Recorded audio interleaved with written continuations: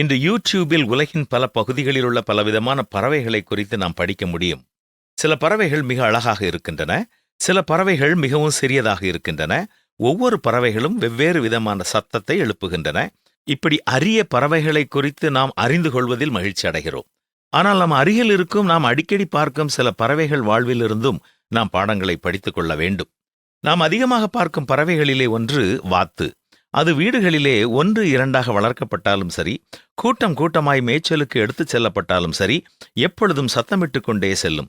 சில வாத்துகள் யாரையாவது பார்த்தவுடனே மிக அதிகமாக சத்தமிடும். இன்று நம்மில் பலரும் அந்த வாத்தைப் போலத்தான் இருக்கிறோம். நமக்கு அறிமுகமான யாரோடு தொடர்பு கொண்டாலும் அல்லது அவர்களை சந்தித்தாலும் ஒன்று நமது வாழ்க்கையில் சாதித்த பெருமைகளை குறித்தும் நமது பிள்ளைகள் பேரப்பிள்ளைகளின் பெருமைகளை குறித்தும் பேசிக்கொண்டே இருக்கிறோம், அல்லது நம்முடைய வாழ்க்கையில் நாம் கடந்து வந்த வேதனைகளை குறித்து புலம்பிக் கொண்டே இருக்கின்றோம். ஆனால் மேலே வானத்தில் வட்டமிடும் கழுகுகளை பார்த்திருக்கிறீர்களா? எப்பொழுதாவதுதான் கழுகினுடைய சத்தத்தை நாம் கேட்க முடியும். ஆனால் அது உயரமாய் பறந்து தனக்கு தேவையான உணவுக்காக சுற்றி வரும். தனக்கான அல்லது தன் குஞ்சுகளுக்கான உணவில்தான் அதனுடைய கவனம் முழுவதும் இருக்கும். ஏனென்றால் இரை தேடுவது அதனுடைய முக்கியமான பணி. ஆனால் மனிதர்களாகிய நமக்கு கடவுள் அநேக முக்கியமான பணிகளை கொடுத்திருக்கிறார். அப்படியென்றால் நாம் அதில் கவனம் செலுத்தி நம்முடைய காரியங்களை செய்ய வேண்டும்.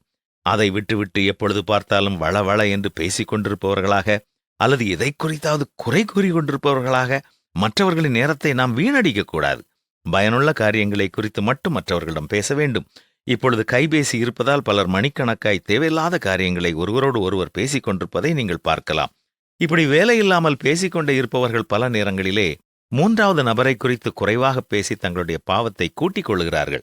நாம் எப்படி இருக்கிறோம் என்று நம்மை நாமே ஆராய்ந்து பார்ப்போமா? யாரோடு தொடர்பு கொண்டு பேசினாலும் நாம் பேசும் வார்த்தைகள் அவர்கள் வாழ்க்கைக்கு பயனுள்ள வார்த்தைகள் தானா என்பதை சிந்தனை செய்வோம். சொற்களின் மிகுதியில் பாவமில்லாமல் போகாது என்றுதான் வேதம் எச்சரிப்பு கொடுப்பதால் நாம் பேசும் வார்த்தைகளை குறித்து நாம் கவனமாக இருப்போமா?